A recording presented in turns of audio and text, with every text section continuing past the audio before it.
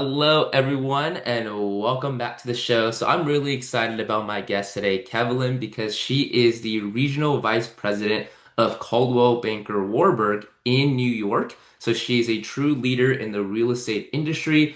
And in 2025, she is actually the winner of the Inman Power Player Award. So, you truly know that she is somebody who is out there getting things done, helping other agents, serving her community, and also serving the industry as well. So she's going to be digging into her story today, as well as sharing a little bit about how you guys can improve your business as individual agents, as well as leaders and team leaders and owners of organizations as well. So, Kevlin, welcome to the show. I'm super excited to have you join us here today. Thank you so much for having me, and thank you for that amazing introduction as well. No, absolutely. I mean, it's clearly that you've done a lot, and I'm excited to have this conversation with you. So, before we get started and digging into, everything about kind of what you do, I'd love for you to have an opportunity to just kind of share a little bit about, what it is that you do, and also how did your journey start from the beginning, where you're just getting started in real estate to, where you are now leading organizations. So, I've been in this industry for over 20 years. I started in Wall Street, and I think it was around 2007, I left Wall Street and I went to a smaller residential firm. And just like my luck, 2008, the market crashed and they closed their doors. So I ended up moving to Warburg Realty, now Coldwell Banker Warburg. And that was 18 years ago. And I never left. So I started in Wall Street, moved over to a smaller firm, and then I ended up at Warburg, and I never left after that. So I've pretty much have done a little bit of everything, finance, operator, like you name it. But I've been in the luxury space for quite some time. I in my role here, I went from chief operating officer. I mean, when I tell you I have had my fingers in every pot, I am not exaggerating. But the role that I enjoy the most is the one that I am in today, which is really focused on growing the agent's business, creating visibility, and having the opportunity to do things my way. And when I say my way, kind of like putting my stamp on it, and really when I took on this role, the industry was a lot about pushing the company brand forward. And so when I stepped into this role, it was really more about putting the agent's brand forward. And so a lot of our marketing changed. A lot of what we do is we put the agent's name first. I mean, look, at the end of the day, the agents are the one building the business, the relationships, right? And so if someone's going to want to work with you, they want to work with you, not necessarily the company. The company is a plus based on, their national reach and what they can bring in terms of resources. But at the end of the day, they trust you. You are the one that they want to work with. And so we changed this idea that it was all about the company brand and more about the agent. So that was a huge change. So when it was Warburg, it was all about Warburg and the agent was secondary. And now it's very much different and it makes sense to do it that way, right? Because at the end of the day, the agent is the one that's out there networking, building those relationships. So it is about them. And it really has worked great for us and for the agent as well, because it gives them, the ability to build something beyond what the company has to offer. And a lot of agents forget that they're a business within a business. You are the CEO of your business, and we treat you as such. And so we just give you the tools and the support that you need to get there. But at the end of the day, you are the CEO running a business within another business.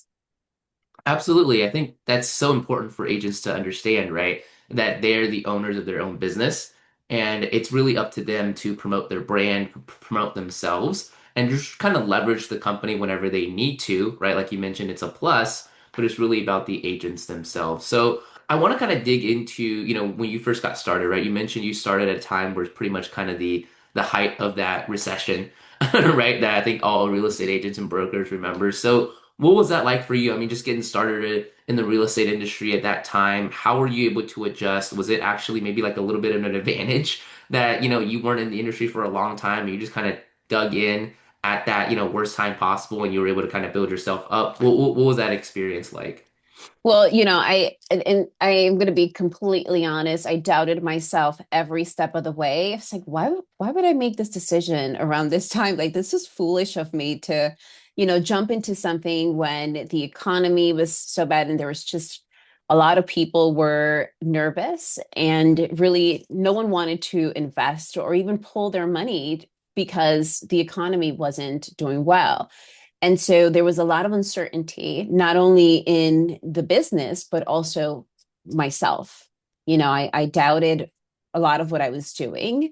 And when I came to Warburg, I was given the task of closing two offices and laying off, 15 people.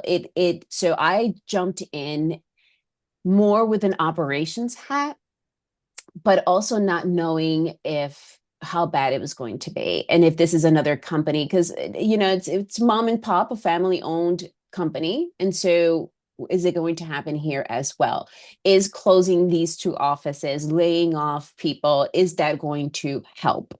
And so there was a lot of uncertainty, but I wouldn't have had it in any other way because it made me more resilient. And the other thing I would add to that is it helped me understand that this business, there's a lot of ups and downs.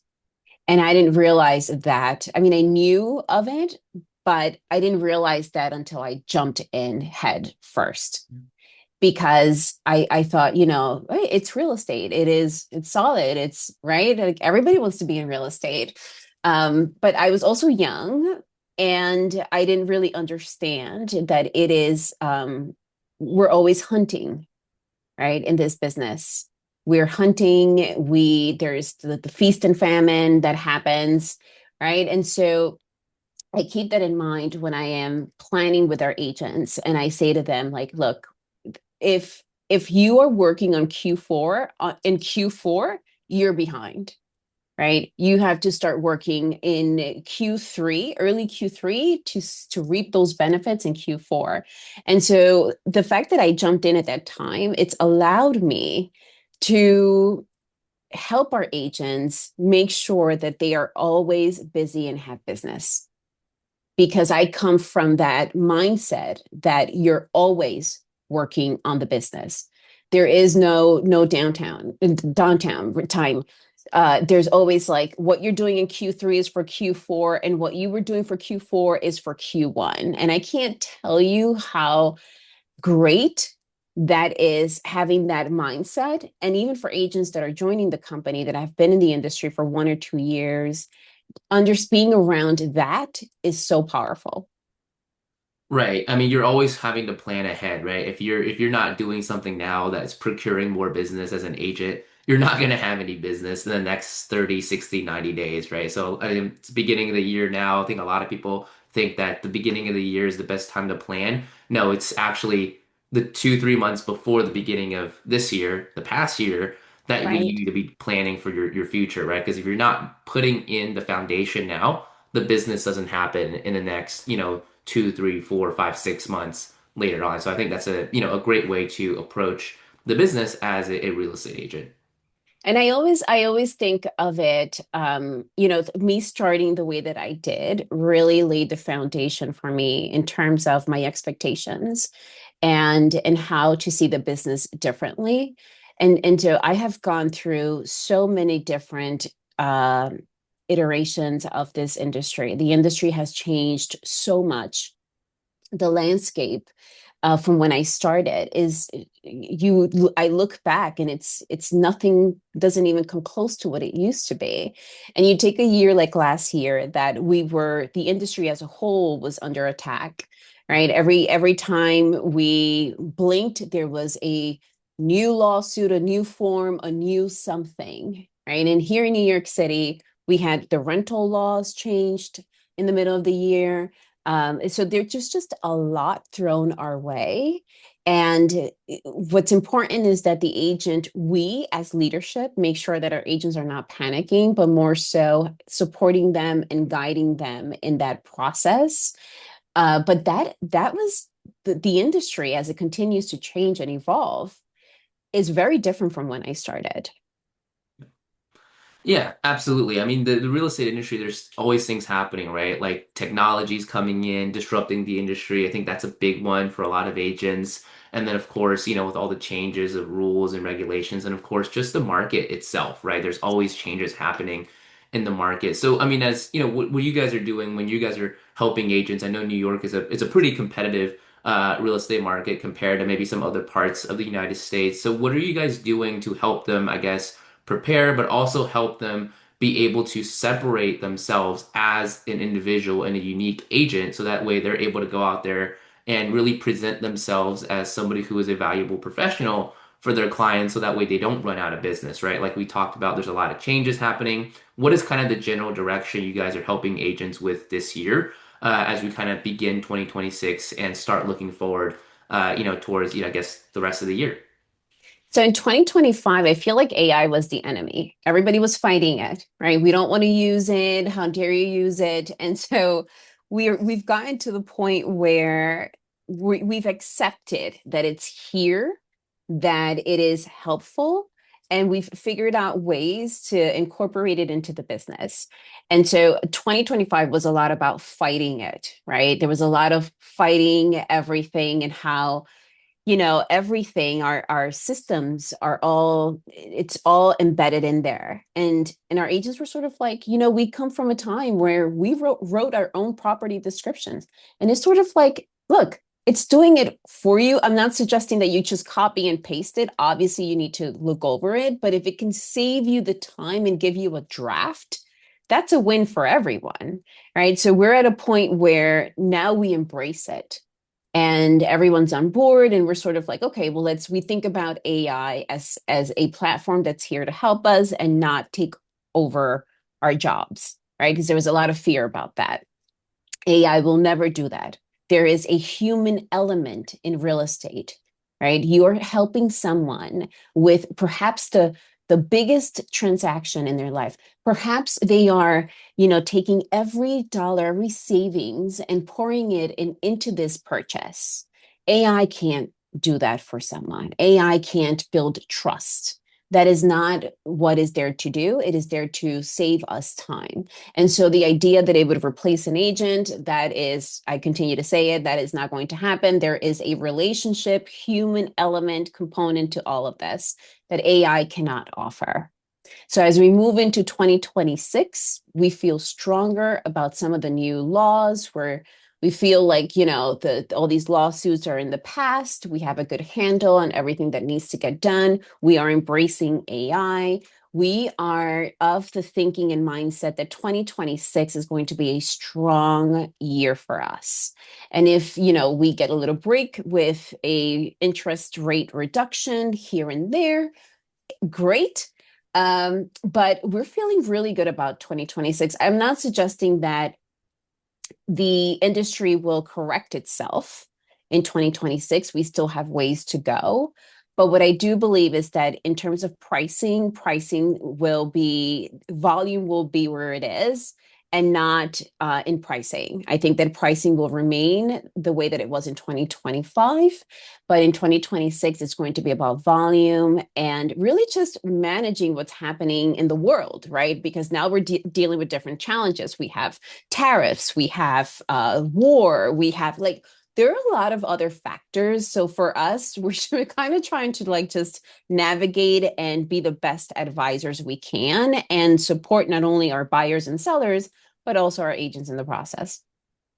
Right, exactly. I think for agents to be able to kind of work together with AI now to be able to leverage that as a tool is so important, right? It's difficult in the beginning, I think, for definitely a lot of agents to see AI come in and, kind of almost make some of their job kind of obsolete a little bit. But it's important to remember that it's a tool, it's a technology that you have to use and embrace in order to make your job easier, to make you a more professional agent so that you can serve your clients better instead of trying to fight against it, right? Because the more you fight against it, I think the more you're going to get left behind as an agent. I'm sure you would, probably agree with that as well. Yeah, So absolutely. instead, you should embrace and really kind of step into it, especially now in 26, where I think a lot of AI is being developed and really kind of put into our everyday life, even if you're not an agent, right? Even clients, I think, are using AI. And I think we should be doing a little bit of everything, but I think that where agents are going to win in 2026, the agents that will win are the ones that are networking the most, that are out there building those relationships, that are out there having the coffee, having the lunch, and building those relationships with, wealth managers, estate planners, and that those are the agents that will really take their business to the next level. I think that the days that we thought, let me just advertise or let me just push something onto Instagram, that people are moving away from that. The agents that will be the most successful in 2026 will be the ones that are building relationships through networking opportunities, that are in the room with people and having those conversations. And so we're going back to the way it used to be here in New York City. We don't have an MLS, we have an RLS. And we also, the way that our agents, some of our agents or our legacy agents used to get business, they used to walk up and down Fifth Avenue and Park Avenue, speak to the doorman. Like, this is how they got business back in the day. They had fax machines, and they would get any opportunity through a fax machine, and whoever got the piece of paper first, that's the one that got the listing. And so times have really changed, but we're going back to the days in which building those relationships and attending networking events, that's where it's going to be. Right. Yeah, it's going back to basics, right? So doing the things that can't be replaced as an agent. And I think I'm glad you brought that up because I think, one of the things that I really wanted to kind of get your take on was, with the development, moving forward, obviously we know kind of what we have now. We don't really know what's going to happen in the future, but, what are some skills that you think agents should be developing now that should be doubling down on, or if they're getting started in the industry, that they should be really focused on really refining moving forward to make sure that they won't get replaced and there's somebody who's going to be always valuable in the market, right? Because you said in the past it might be something else, but now what do you think is going to be like the one or two most important skills for an agent to have, develop, and double down on? So I would say the number one thing is knowing your neighborhoods, knowing your metrics, knowing your data is super important, making sure that you are reading on what's happening. Because an agent is an advisor. You are advising people on the doing comps for their property. You are advising them on how much they can sell it or how much they could afford, how much they can buy. If you're a new agent in the industry, find yourself a good mortgage broker, find yourself a good lawyer, affiliate yourself with them, build those relationships, right? And then build relationships with agents in your office. Your colleagues are super important in that transition, right? Those are the guys that are you're going to hear what they say, you're going to see what they're doing. And it is inspirational and motivates people. So really the people in your office are great help. And if you have a team that collaborates, even better. Just the mere fact that you're sitting in that space, it helps you kind of figure out, well, maybe I should be doing that. And if that person is more successful, that's a top agent, even better. And so knowing the skills that I think in 2026 will be more important than ever. A lot of people rely on Chat GPT, which is not, I'm not suggesting it's a bad thing, but you also have to do your own homework, right? You have to walk in there with the expertise that your buyers and sellers are looking to you for. And so, as a new agent, surround yourself with strong colleagues. Make sure you're building your sphere, tap into the people that you know, surround yourself with good mortgage brokers, good attorneys. Those guys are also a good referral base for you. And so, and just build your network with what you've got. And what you've got is your office. You start with the company first, and then you start building your sphere. For the agent that is already seasoned and really is just trying to like take it to the next level, I would say to that person, it is networking. I think that for that person is having those dinners, taking out clients to lunch, being a part of the community, joining different groups. Like here in New York City, everybody joins a club, right? It's like the thing that everybody does. And so you join a club or you join a museum. And that's somehow how you start building your sphere. And if you're already a seasoned agent, you just are connecting with people. And so I would say really just find the things in your community, wherever you're doing business, that can make the most impact for yourself and your clients. Right. I think that's important too, right? Just kind of what we talked about before, being able to build that correct foundation and to really double down on that as well. Having those vendors, right? To be able to refer clients to be able to have a team that will support you when you're supporting your clients as well. And then for newer agents, really getting to know their neighborhood, right? Really getting to know essentially their product knowledge, right? Understanding what it is that they're trying to do when they're working with buyers and sellers. I think those are going to be some of the most important things for agents moving forward because, those are the things that can't necessarily be replaced by technology, right? Your relationships, your network, that's yours. And you can use technology to enhance it, but you can't use it to replace that. And that's the value that I think an individual agent will bring to their marketplace. And I will add that I have agents that even know the type of tree that is planted in front of the building. So we're talking about, just every detail, not only about the building, the block, the neighborhood, the latest store that opened, where the pet shops are, all the details about the building. I mean, you really have, in today's market, you have to be the best of the best. And the best is doing your homework. That is knowing the things that most people don't know. I don't know what kinds of trees are, planted in in New York City, but I have agents, some of my agents do know this information, which is like kudos to them. That's why they do so well because, their buyer might not care, but maybe they when they talk to me about it, I'm like, wow, that's fascinating, right? So maybe they will, maybe they won't, but it just shows that you're putting in the effort. Right, exactly. I think that you hit the nail on the head there. The buyer may or may not care. If they don't, then that's okay. You just have the knowledge and you can, maybe have some fun conversations. But what if they do care? Right? If they do care, then you can be the person that actually provides that detail. So it's always better to know and maybe not use it, but to not know and need to use it would not be would not be a Right. good situation, right? Right. And so that's what's going to set apart the agent, the successful agent in 2026.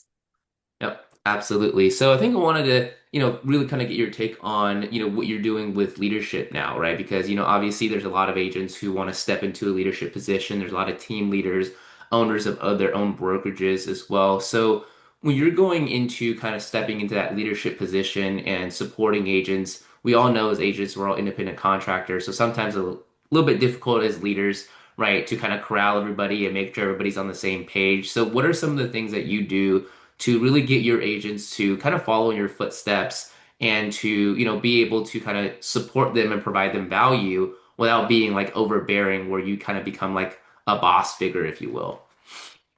So I think the thing that I do, I bring everybody together through events. We do a lot of events. I am big on partnerships. I try to do a lot of partnerships for not necessarily for brand visibility, but for networking opportunities for our agents. I've hosted in the past and still continue to do so. Anywhere, which is our parent company, has formed many years ago what's called What Moves Her. And I opened up that chapter in New York City. And what it does, it brings women together. And I host several different events, whether it's wellness, whether it's, and the opportunity there, it's the people in the room. It's bringing our agents to a room full of people that they can either learn something from them or get business from. And so vice versa, right? Whoever is in the room is also trying to get business. So it's really just bringing people together to create some partnerships and business. And so I do a lot of those. And rather than my agents, figure out, well, how do I create this? How do I do this? I bring it to them. And that is one way that I show them that this is what we do, that this is what leadership is here to do, to guide you and provide resources for you. And so that's one way. And then the other way, like for example, I have agents that want the path to leadership. And I invite them into conversations about planning, recruiting, retention. I invite those agents that are interested to participate. And when opportunities open up, either through the company or other ways, like they'll be ready. But everyone here has an opportunity for that. Yeah, I think that's important for agents to have that, to know that they have an opportunity to level up, right? Because there's a lot of agents that want to step into that leadership role, right? Because maybe they've been successful as an independent agent, or maybe that's just their personality, right? They're more of somebody who wants to pour into people that they work with. But one of the things I think I found, difficult for a lot of independent contractors, like real estate agents, is when they step into a leadership position where in the past they have like full control over what it is that they do. But when they become a leader, it's really difficult, right? Because you have to kind of give up control to make sure that the people under you that you're working with are able to go out there and perform on their own. So what do you say to people who are kind of in that position, right? What are some skills that they need to learn in order to be an effective leader? So I'll tell you that you know, been on that rodeo many times where we've hired an agent that went from being an independent contractor to being an employee. And I think that the biggest difficulties there is a time. Mhm. As an independent contractor, you create your own schedule and you have the freedom to go on vacation whenever you want. You could do business actually from another island somewhere. And when you're in a leadership role, there are things that need to happen. You're on a different schedule. The commitment is completely different. So just on timing and just really adjusting that mindset to knowing that, okay, well, I have to be here at 9 o'clock in the morning, and there are going to be days that I'm going to be here till 7 o'clock in the morning at night, and it's very different. You just can't pick up and go work out and in the middle of the day, right? Because now you have responsibilities that tie you to being in the office. And so that I think was just one of the biggest adjustments when independent contractors make that switch. There's that. And then there's also the mindset that you're still functioning as an agent. And what does that mean? Almost, you now represent the company. So if the company tells you that it is X, Y, and Z, you just can't be like, well, as an agent, I believe that we should be, that doesn't, that is no longer. And it is really difficult for agents to just change that hat and see themselves representing the company from an employee angle versus an independent contractor, right? Because as an agent, you believe certain things, but as an employee, it's not the same. Right, yeah, it's completely different, right? And I think for somebody who comes from that independent contractor mindset, it could be quite a bit to adjust to. I mean, it's a different commitment. There's different rewards in it for you, but it's difficult, right, for somebody who's kind of just used to doing things completely independent because they can say whatever they want to, not whatever they want to, but like kind of build their brand however they want to. But now when you're representing the company, it's kind of like there's more of a hierarchy of Right. direction and messaging, right? Yeah, and look, the other thing that ends up happening is when agents make that switch, they easily burn out because it is a different, it's just a different way of thinking. It is a selfless job you're doing for everyone, right? I'm not suggesting that as an agent you're not, but think of it like you have over 100 people that you are working with on a regular basis. And everyone has a different issue, a different challenge, a different goal. And you have to adjust to all the different personalities. That's on a regular basis. You have to really love doing this job. If you are the kind of person that needs to check out and not deal with people because like it's been too much, this is not the job, right? Because there's never a time that we ever turn off our phones. I work 7 days a week. If you work 7 days a week, I work 7 days a week, and every personality is different. Every challenge is different, and you have to be happy to deal with every single one of those. And if you've never done it before, and you're just walking into it could be overwhelming. Yeah, I mean, it's just now you're kind of responsible as a support figure, right, for all of the agents, right? So if you remember kind of what you needed as an agent, right, thinking back to when you were the independent contractor, when you're an agent, and how many questions you were asking, the people who were supporting you, you're on the other side, but now you're responsible for 10 of you, or 20, or Right. 50, or over 100, right, at the same time. Yeah. And look, the other thing that ends up happening is where agents have to adjust is they think that the way they did business should be the way everybody does business, and everybody does business completely different, and it works for them. And so you cannot, as an agent that's coming into a role like this, you can't try to program everyone the way that you are. You have to be very open and provide solutions and suggestions the best that you possibly can. But most people, they're set in their ways, and they're just looking at times. Most of the people have the answer, and they come into my office with the answer already. They're just looking for reassurance. Right? And most of the times, who am I to say to someone that doing it the way that they're doing it is the wrong way? I mean, obviously, if I see that they're going to crash into a wall, I'm going to do everything in my power to prevent that from happening. But at the end of the day, most people already have the answer. They're just looking for reassurance. And if it takes a while to program yourself to think that way. And I think that's a challenge when you're stepping into a role like this and you've never done it before, and you're set in your own ways and what you think the business people should do in terms of their business and how they should handle conversation. That could be a real challenge. Right, yeah, because as an agent, right, we all have like our own ways of doing things. But, you also see the other agent who is maybe on the other side of the office, but they're also very successful, but they're doing it completely different than you are. So you have to be open to that. You have to be available, but also not be, kind of pushing your ideas onto somebody if they already are doing something successful. And I love what you said there.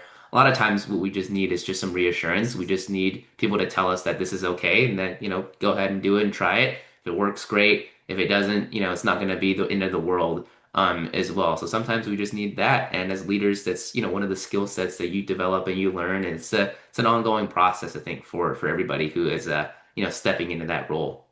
I always start with the question when an agent comes in, what do you think we should do? And then they'll tell me, I'm like, that's exactly what I think we should do, right? Like you're spot on. And they're like, yeah, I just wasn't sure. And this is where it comes out. I just wasn't sure if I and but obviously if I don't think that it's the right answer, I I walk them through a different alternative. But at the end of the day, most people already have the answer. Yep, absolutely. Kevin, I just want to say thank you so much for spending some time with us here today. I think it was really valuable, all of the information that you shared and some of the insights that you shared about not just, how to be a successful independent agent, but also if you're looking to step into a leadership position, what are some of the skills to look out for and to develop as well. So I think it was really insightful conversation today. So for anybody out there who's listening to this or watching this that want to get connected with you, that want to learn a little bit more about your journey and continue following you, what are some of the best ways for people to just stay in contact with you and to kind of stay on top of your journey and your lifestyle moving forward? I'm really active on social media. So if anybody wants to find me on Instagram or even Facebook, it's Kevelyn Guzman, just my name. And I am on LinkedIn as well. And if someone wants to reach out to me directly, my email is kevelyn.guzman@cbrealty.com. And thank you so much for having me.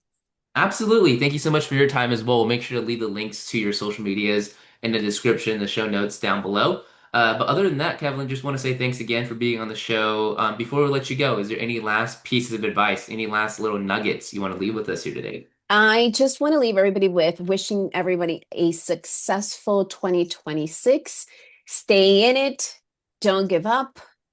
The opportunity is out there. Keep networking, keep, honing your skills with AI and social media. Just keep at it and don't give up. If you do a lot of things, if you throw a lot of things on the wall, something will stick. So just keep at it. Absolutely. That's some great advice, Kevin. Thank you so much. And thank you for tuning in. We'll see you in the next show. Take care. Bye.